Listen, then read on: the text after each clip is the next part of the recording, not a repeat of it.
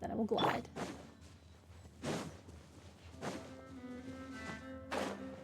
Alright, off we go. This is definitely not going to end badly.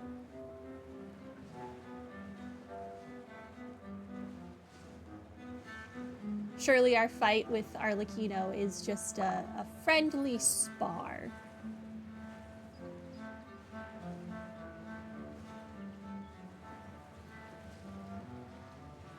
Oh, Childe's here.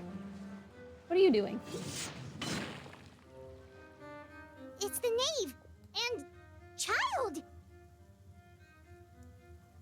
Hey, aren't you supposed to be in Snezhnaya recuperating? What are you still doing in Fontaine? Oh, it's you two. I didn't expect to run into you here.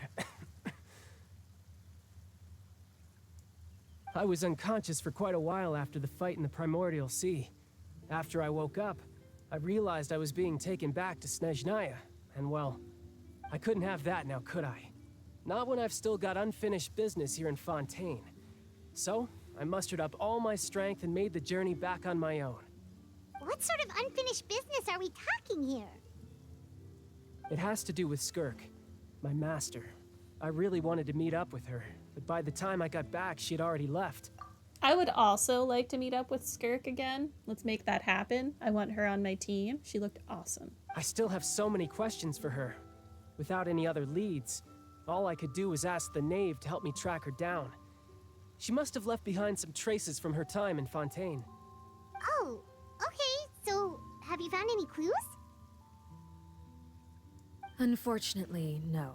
While the House of the Hearth is adept at collecting all manner of intelligence, certain existences can still manage to escape our purview. Basically, unless Master feels there's a need to meet with me, she's not going to be found. But that problem has an easy fix. I just need to become stronger, and then... Paimon thinks you should focus on getting better first. Don't make me have to explain to Tusser that you died because you were irresponsible. The worst of it is over. It's all thanks to that one kid from the House of the Hearth. Elwar, I think her name was. She gave me a bunch of random potions to drink. They didn't go down easy, let me tell you. Pain and chills all over. But they really did help speed up my recovery. She used you as a test dummy. And that's good, because it looks like I really do have to head back this time. The old man's been putting the pressure on me. He sent someone to tell me I'm needed for some sort of project. Project Stuja? Yeah, that's the one. I heard Regrader's involved too. I'm not looking forward to having to listen to all his monologuing, that's for sure. Hey, maybe you could think of a way for me to stay in Fontaine for a little longer. Helping Linny and the others brush up on their fighting skills would be far more interesting. If you and I could spar, that would be even better. I've been waiting for a chance to see you go all out. And what a sweet little daydream that is. But I also have a role to play in all this. I'll be leaving Fontaine shortly as well. Besides, considering how little they see fit to step outside the homeland, being called on to return to Snezhnaya by such illustrious dignitaries, what a great honor. Wouldn't you agree? You're leaving Fontaine soon? What about the Children of the Hearth? One I could do without, I'd say. Is it just Paimon? Or does it kind of seem like they're... Just casually trash-talking their colleagues behind their backs. You know, if I had the Dottore as my colleague, I would do the same. So, dear guests of the House of the Hearth, to what do I owe the visit?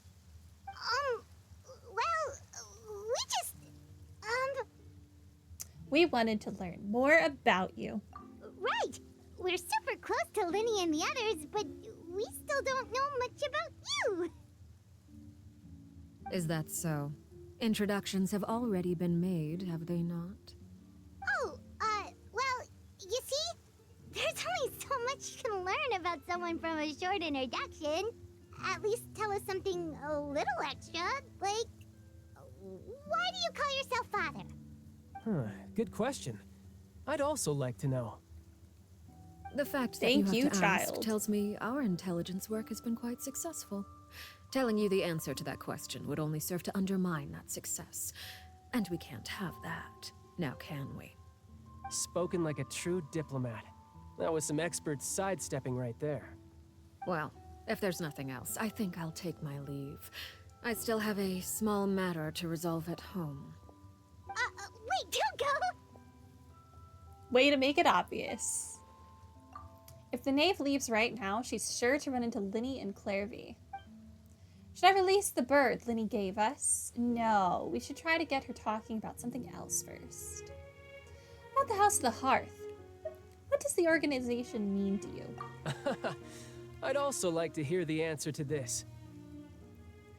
I've met some of the members of your organization, and they all seemed like really good kids. They actually reminded me of Tonya and Tusser.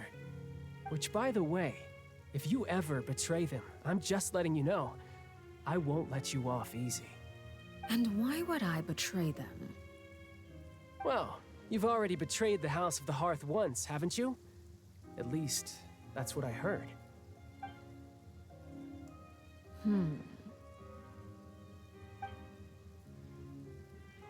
Okay, I admit. That's just what the old man told me. The rooster, I mean. The knave betrayed the House of the Hearth, so does that mean what Clairvy said was true? Does the knave really treat her children like test subjects? Oh, wait, did you really do something bad to those kids? Never mind what I've done. I'm more curious as to what the mighty rooster had to say. Care to enlighten me? Well, nothing much.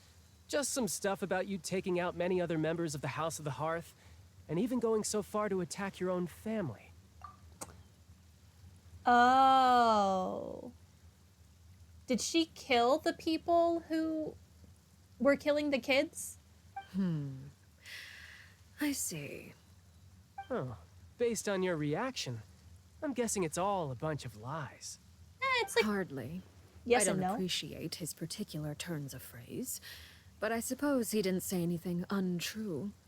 Although, it would be more accurate to say that there is a certain level of prejudice involved, but I don't intend to clear that up just yet. Prejudice has a funny way of concealing the real truth behind certain things, an attribute that I find to be quite advantageous. Call yourself a Fontanian, for example, and people will assume all sorts of things, when the real truth is that this is simply the land where I was raised.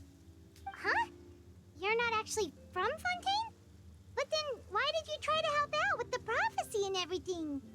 I was trying to protect the children born in Fontaine. Claiming that I myself was a Fontanian simply made it easier to operate. People would hardly suspect a fellow Fontanian of having any ulterior motives. Who wouldn't want to save their homeland after all? The I'm sure plenty of primordial people. sea wouldn't have any effect on me, but it would have caused great harm to the House of the Hearth. Well, you wanted extra information, didn't you? There you go. I hope that satisfied your curiosity. So much for learning anything else about her betrayal. She probably only revealed that other secret in order to change the subject. It seems like she's trying to avoid talking about her past. She said she didn't like the turn of phrase. I think she didn't like the child referred to those people she killed as part of the family. So, you stayed in I think that's Fontaine for what the she meant. kids. I guess I was wrong to believe you'd betray them. Apologies. Looks like I was holding on to some prejudices myself. Good. Like I said, I like it when others have misconceptions of me. Yeah, if people think she's not actually that close to the kids, that she's willing to kill them and use them as test subjects, then they're less likely to use them as hostages against her. Actually, while I was recuperating at the House of the Hearth, there was something else that really caught my attention. I heard that members always resolve disputes and arguments with a friendly spar, and the loser has to back down. Seems pretty cool if you ask me. Would also give them plenty of opportunities to hone their skills. Well, that's only a recent development. In the past, such spars weren't nearly so friendly. The losing party would lose everything, including their life. They were that high stakes? Whew, at least that's not a thing anymore. Well, the current atmosphere's not half bad. I'm a bit jealous, actually. You've got so many family members around you, and you even get to live with them. Having a lot of family around means dealing with a considerable amount of bickering and scheming. Once Tonya and Tusser enter their rebellious phase, I'm sure you'll understand. Just imagine. Tusser becomes obsessed with plucking out strands from the rooster's mustache, or Tonya decides to dye her hair 42 different colors. What is that comparison? Tusser, in this case, is attacking a member of the Fatui, and Tonya's just expressing herself. Why is that bad? Okay. I get the picture. She wants to dye her hair, let her dye her hair. It's the type of conversation that would usually leave you falling asleep. I can't read that fast. Well, I don't know why would I you look try. at the time? I should probably get going. Traveler, Paimon, I'm not sure where our paths will cross next, but the next time we run into each other, we should definitely try and find some time to spar. You should stop dying first. Again, maybe this is a conversation we can have when you look less like you're gonna keel over. All right. Well, thanks for everything, Arlecchino. No thanks necessary. You also played a part in obtaining the Gnosis. I would say we can call ourselves even. I like the sound of that. Well, I'm off. See you all some other time. We should probably get going too. Do you want to head back with us? Oh? You want me to leave so soon? Oh, well, you see, I'm rather enjoying the evening breeze. If you don't mind, I think I'll stick around for a bit. I have some things to think about. Apologies for not attending to you like a proper host. Please forgive this slight. I do hope you'll have a pleasant stay. we managed to keep her distracted until nightfall. Good thing Childe was there to keep the conversation going. You don't think she suspected anything, do you? She definitely suspected something. Oh, I wonder if Liddy ran into any issues. Let's hurry back and see how everything went. Wait, do you have any dialogue right now? Oh? You decided to stay a little longer? Let's take in the ocean view together, then. It is a nice view. You're shorter than Shenhe?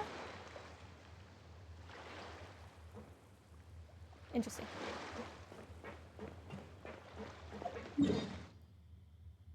Alright, take me back down here.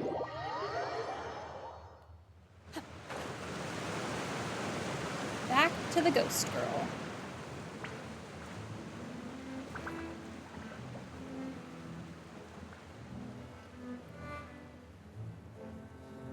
I'm sure they have not managed to set her spirit free.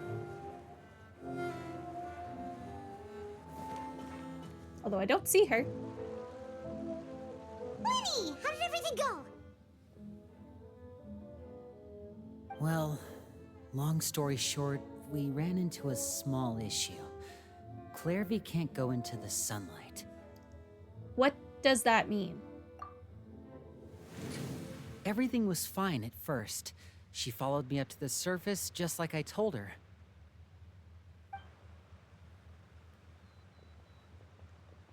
But as I led her out of the shadows and into the sunlight, she vanished.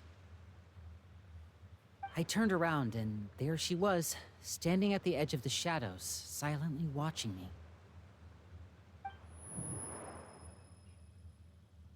Huh. Maybe she's afraid of sunlight, or... No, it wouldn't be her wish if that were the case. Maybe she's been a vampire this whole time and not a spirit, and she just can't go into the sunlight. Well, we could always try pushing her into it. What? I'm not sure pushing works on non-corporeal beings. Also, that's rude. Oh, true.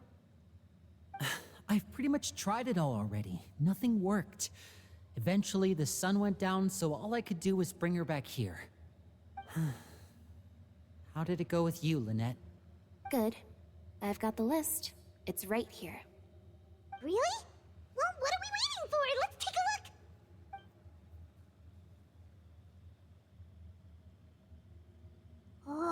That's a lot of pages. Oh, it's gonna take forever to get through it all. These are all dead children. That's depressing. We can each take a section. Here. La Pouillade, Landois, Chambert, Aurore. Oh, we get a picture of Aurore. Oh, we get a picture of all of them.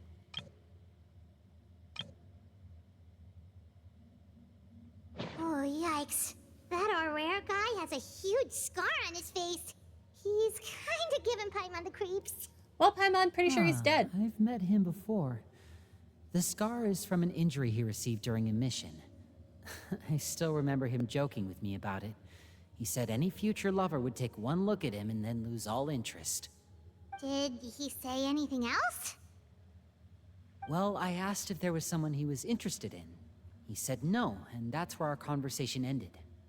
It was only later that I learned he really did have someone he liked. He risked everything to escape so he could be with her, but it didn't work. One day, Father asked to see him, and, well, I never saw him again after that. Oh. Wait, so that means the knave, she... It may seem cruel, but it's just one of the rules of the house. Betrayal is not to be taken lightly. We know too many secrets to come and go as we please. So, if you do try to leave, you pay with your life. A solemn atmosphere descends over the group as you look through Her the name's not files. here, huh? Well, that's not too surprising. It doesn't seem like this list is complete. It only contains records dating back around 5 years. Let's shift our attention then. Fremine, were you able to find anything out? This is only from the last 5 years, so these are all people that Arlecchino had executed. Dang, I was gonna give her the benefit of the doubt. Fremine. I mean, maybe she set that guy free. Sorry. I was thinking about Probably something. not. I managed to talk to quite a few people, but I couldn't help but notice that the atmosphere in the house was a little... strange. Strange. Yeah, I mean, I know there have been arguments in the past, times when people haven't gotten along. Chaplot and Filiol are a good example of that. Oh, those are two of the people that we met while delivering supplies. Paimon can see how they might not get along. They had very different vibes, and their, interests seem to be pretty different as well. That's to be expected, actually. Father brought us all here, shared her knowledge with us, taught us how to fight. That's one thing we all share. But that's also where the similarities end. Not all of us feel the same desire to stay here. As members of the House of the Hearth, we're also considered part of the Fatui. And to a lot of people, that's an identity they never asked for. Certain members get older and realize they want something else for themselves. But considering the rules of the house, most people would never say that out loud. Because People then they like would die. Chaplot and Foltz are loyal to Father and her vision. They're proud to be part of the Fatui. Filiol and Nantoy, on the other hand, well, they aren't quite as enthusiastic. These kinds of conflicts have always been there. It's not like Father is in the dark about any of this. Well, that's true. But it just feels like things have gotten worse lately. Filiol and the others, it seemed like they were meeting in secret to talk about something. I can't say for sure, but I think they've met Clairvy. You think she's been inciting them to act out? No, not exactly. But I wouldn't be surprised if she said something to them about the darkness in the house and how deep it runs. She's told me about it before. Experiments being run on children. People being used as pawns on the battlefield without so much as the strength to survive. And they just believed all that? Without any evidence? They did seem kind of dumb. Clairvy's words probably gave them the excuse they were looking for. Whether they actually believe them to be true is secondary. This is all because of Project Stuja, isn't it? Whoa. Hold on a second. What's this Project Stuja all about, huh? This is the second time it's come up now. Sorry, but I'm not sure of the details either. I only know what Father has told us, which is that it's something the Rooster and Regrator have been working on together. Apparently, it has to do with the Fatui's strategic plan for the future.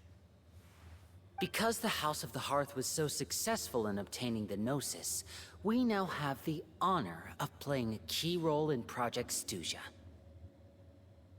Congratulations. Wait, but isn't that a good thing? No, Paimon, you just heard Arlecchino and Childe complaining about this. Neither of them think it's a good thing. Key role is just another way of saying dangerous role. To us, the whole thing is an inconvenience. Father thinks so too, but she's in no position to refuse. Their plan isn't exactly unreasonable, and they've been funneling the house a lot of funding. It's just that we'll lose a lot of members in the process. Participating in the plan, it's an honor in name only. What they're really trying to do is subdue us.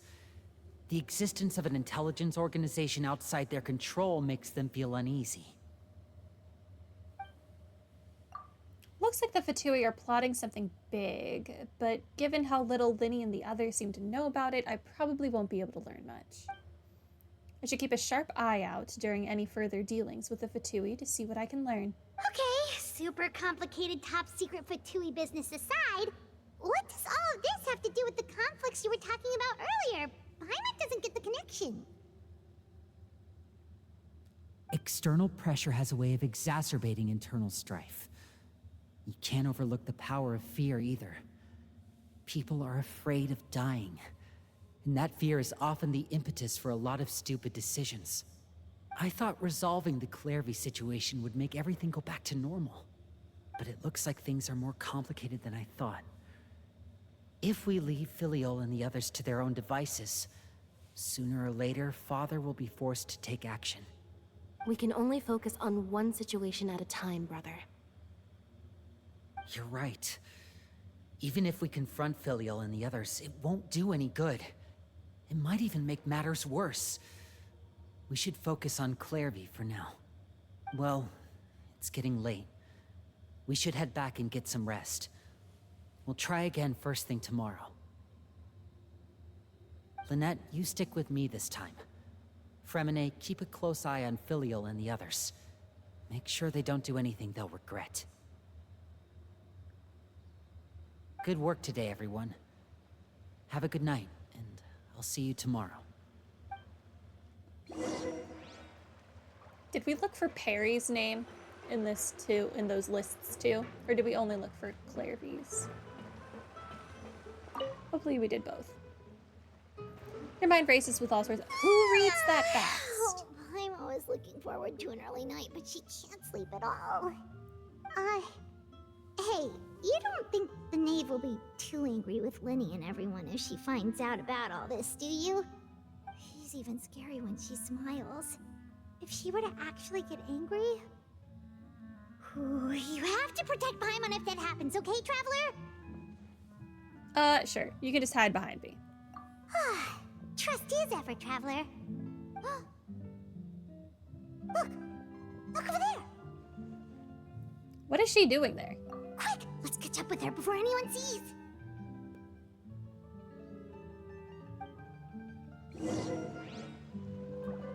Follow Clairvy. Alright. I'm coming for you, ghost child.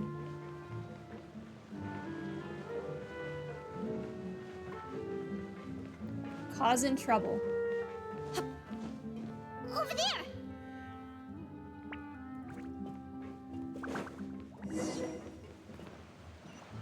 Okay.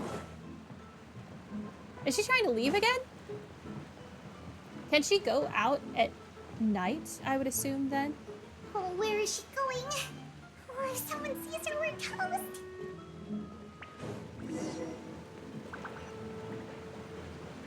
Ooh, free stuff. A radish. Oh, I need my stamina back. This is such an inconvenient way to get in and out of Poisson, by the way. How have they not fixed this? I cannot imagine Arlecchino climbing up this thing every time she wants to leave.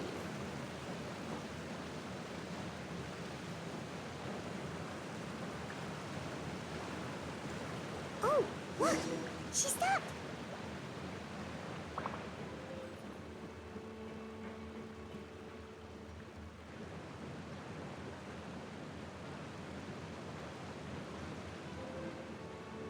Clairvy! Shh! Don't shush Open me. the window while no one was looking. Look how pretty the outside is. Window? You were camping outside. If only I could have more than this. Just like in a cave. You probably think I'm being silly, huh? All this hopeless resisting. It's better to dream of what I could have than try to make it a reality, right? Please, help us get on the same page here, Clary. We need you to tell us what you know. Can you do that? Sure. Although, after you hear all this, I think you might regret that decision. Everyone in this family is nothing more than a tool. Something to be used and exploited. We're all expendable. Including me. As long as you're useful, you get to stick around. Lose your value. You're handed over to the doctor, experimented on, and given a fate worse than death. I've seen it happen again and again, and I've had enough. I knew the Dottore would be involved somehow. You're saying the knave did all that? It's always him. It's just, that doesn't seem like something she would do. She's scary and all, but it seems like even she has lines she wouldn't cross. I knew you wouldn't believe me. Everyone thinks she's a good person. They all think of her like a real mother. Mother? But she doesn't deserve that title. She's disgraced it and tarnished it. And if I had things my way, I'd never see her again. If only Perry were here, she'd understand. Harry. There's that name again. Is Perry Arlecchino's name? And Arlecchino killed Mother, took over the House of the Hearth, and then didn't want to be called Mother because she has terrible memories of it, so calls herself Father? Also, Paimon's getting a strange feeling. Is that what's happening here? It almost feels like she's not really here with us. Paimon can't tell if she's actually talking to us or if she's mistaken us for someone else. She's a spirit. It could be anything. Also, there were no windows downstairs, so I definitely think she's less here, more in the past. Well, in any case, it seems like she really needs someone to talk to. We should keep her company for a little longer. She looks so young. But it seems like she's been through a lot. It's getting windy. I should close the window. Ooh, look at the moon. Isn't it pretty? Hey, wanna hear a secret? I heard that if you look up at the night sky in Snezhnaya, you can see the aurora. It's supposed to be super pretty. Even prettier than the moon tonight. I'd love to see it. Perry and I promised each other that once we're older, we're gonna go see it together. But I can't find her. I'm worried she's also been... No, that wouldn't happen to her. She's special. Mother likes her a lot. I should really go talk to Mother, but we just fought. She doesn't want to see me, and I'm too scared to face her. What should I do?